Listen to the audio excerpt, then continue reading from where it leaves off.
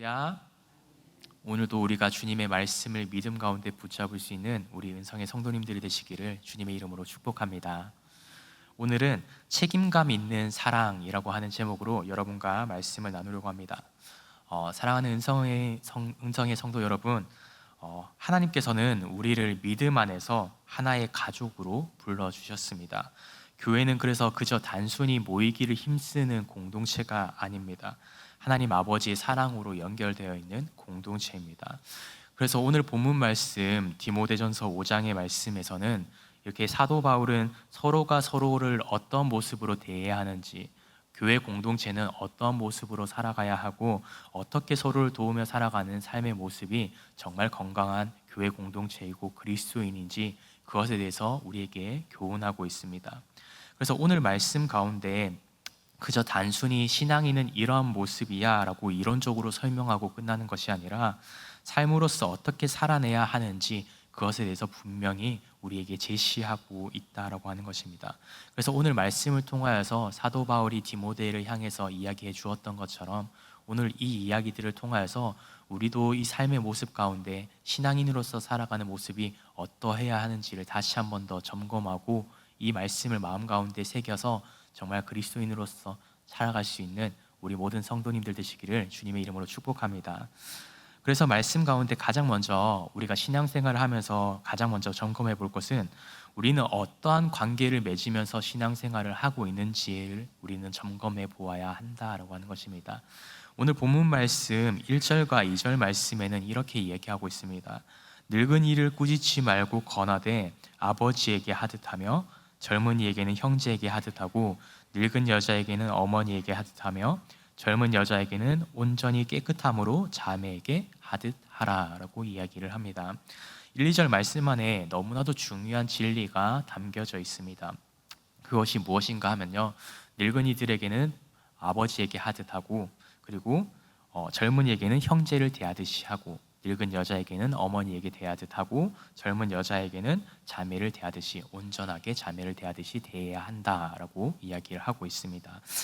여기서 말하는 논리는 너무나도 단순하게 우리에게 설명해 주고 있는 것인데, 교회 공동체는 바로 이런 모습을 가져야 된다라고 하는 것은요, 바로 가족과 같은 공동체가 되어야 합니다라고 분명히 교훈하고 있는 것입니다.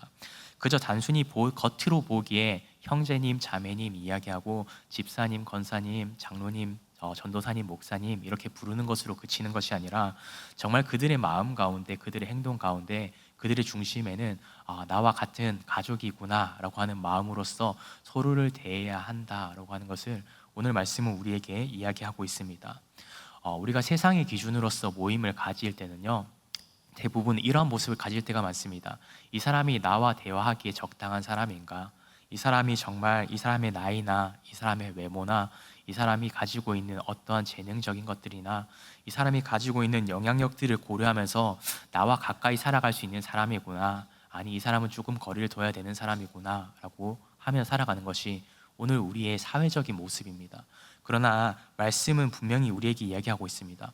믿음의 공동체는 그렇게 사람들과 비교를 하면서 이 사람의 재능이 어떤 것인지 확인하면서 그 사람들과 관계 맺는 것이 아니라 이 사람들이 어떤 모습을 가지고 어떠한 역량을 가지고 있든지 간에 그것과는 무관하게 정말 아버지에게 대하듯 형제에게 대하듯 어머니에게 대하듯 자매에게 대하듯 정말 가족 공동체로서 가족을 대하는 마음으로 서로를 바라보아야 한다라고 가장 먼저 우리에게 교훈하고 있었던 것입니다.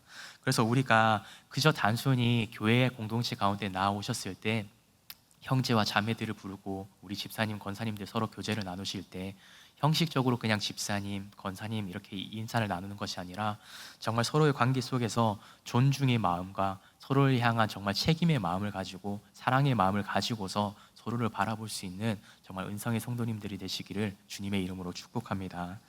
그리고 우리가 그 가족 공동체로서 살아가는 가운데 우리가 가져야 하는 모습에 대해서 성경은 계속해서 우리에게 증언하고 있습니다. 3절 말씀을 살펴보면 참 과부인 과부를 존대하라라고 이야기를 하고 있습니다. 과부가 어떠한 존재인가 하면요, 과부란 남편을 잃은 사람입니다. 그리고 그 가운데 과부 안에서도 참 과부다라고 하는 표현을 사용하는데, 참 과부는 어떠한 사람인가 하면요, 아무도 돌보아 줄 가족이 없는 여인을 얘기하고 있습니다. 삶의 모든 기반이 무너졌고 스스로 독립해서 살아갈 수 없는 사람을 이야기하고 있는 것이죠. 그래서 사도 바울이 살아가던 당시의 과부의 존재는요, 그 가운데 가장 연약한 취약한 계층 중에 한 부류였습니다. 그래서 이것에 대해서 사도 바울은 너무나도 잘 알고 있었던 것이죠. 근데 그 가운데 세상은 여전히 이 과부에 대해서 멀리하고 이 과부들에 대해서 존중하지 않지만, 교회 공동체는 이 과부를 존중해야 합니다라고 하는 것을 너무나도 사도 바울은 잘 알고 있었던 것입니다.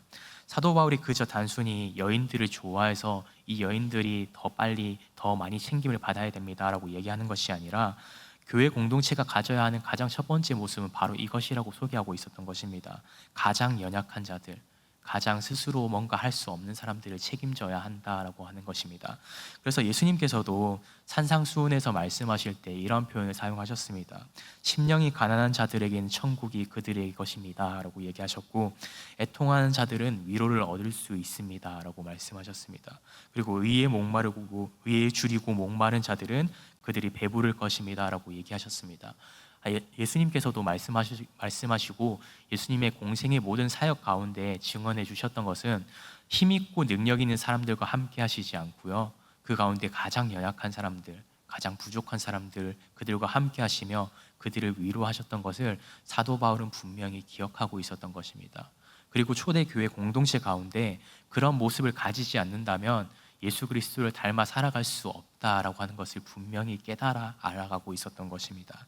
그래서 하나님께서 주신 그 믿음의 공동체 안에서 가족과 같은 공동체가 되지 못한다면 그 교회의 본질을 지켜나갈 수 없다라고 하는 것을 사도 바울은 너무나도 분명히 알고 있었기 때문에 오늘 디모데에게 이렇게 권면하고 있었던 것입니다. 우리 형제에게 하듯 하고 자매에게 하듯 하고 우리 부모에게 하듯이 우리가 서로를 믿음 가운데 함께 돌보고, 우리 주변에 가장 연약한 이들이 있다면 그들을 믿음 가운데 우리가 함께 돌봐야 합니다 라고 우리에게 분명한 길을 제시하고 있었던 것입니다. 사랑하는 은성의 우리 모든 성도님들, 그래서 우리가 신앙을 지키기 위해서 많은 노력을 합니다. 우리는 그래서 많은 예배도 드리고요, 이 새벽의 시간을 열어서 주님 앞에 기도하기도 하고 우리 많은 모임들을 또 가지기도 합니다. 그러나 이 사실을 꼭 기억하시길 바랍니다. 그 모든 모임과 모든 예배의 목적은 하나님 아버지를 알아가고 하나님 아버지를 닮아가기 위한 것입니다.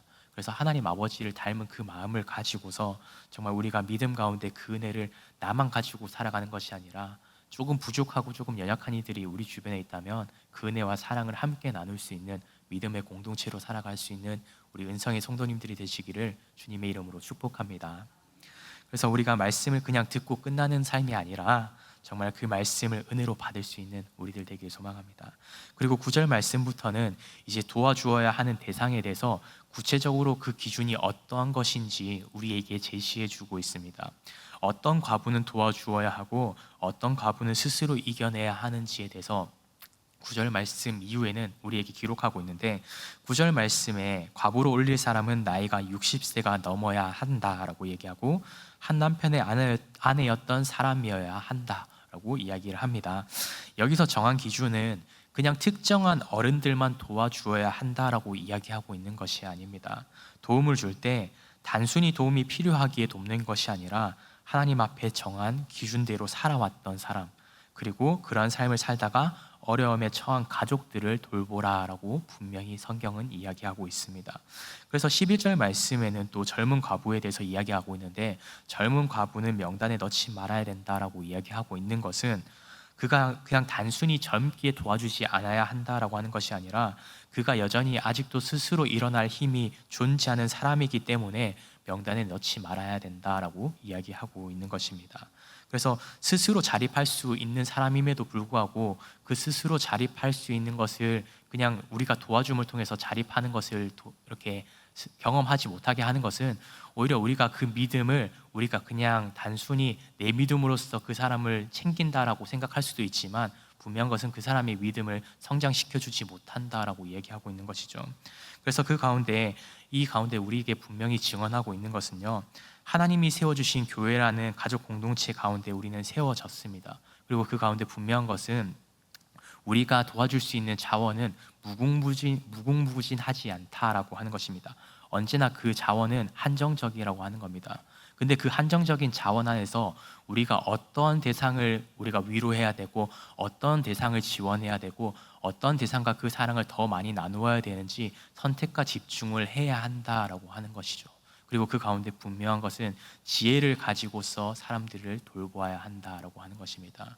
우리가 너무나도 많이 아픈 사람이 존재하고 엄청 큰 환우가 존재하고 그리고 누군가는 오늘 당장에 스스로 일어날 힘이 있지만 넘어진 사람을 보았을 때 당장 우리는 누구를 도와야 하는가라고 질문했을 때 성경은 우리에게 증언하고 있는 것입니다. 더 많은 아픔을 가지고 있고 스스로 일어날 힘이 없는 사람을 도와야 합니다라고 오늘 말씀 가운데 분명히 교훈하고 있는 것입니다. 그래서 스스로 자립할 수 있는 사람을 챙기는 것도 물론 선한 영향력을 끼치는 것은 맞습니다. 그러나 분명한 것은 그 가운데 누구를 먼저 우선순위로 둘 것이냐, 그 가운데 분명한 것은 우리가 지혜를 가지고서 서로를 더 돌볼 수 있어야 된다라고 분명히 교훈하고 있는 것이죠.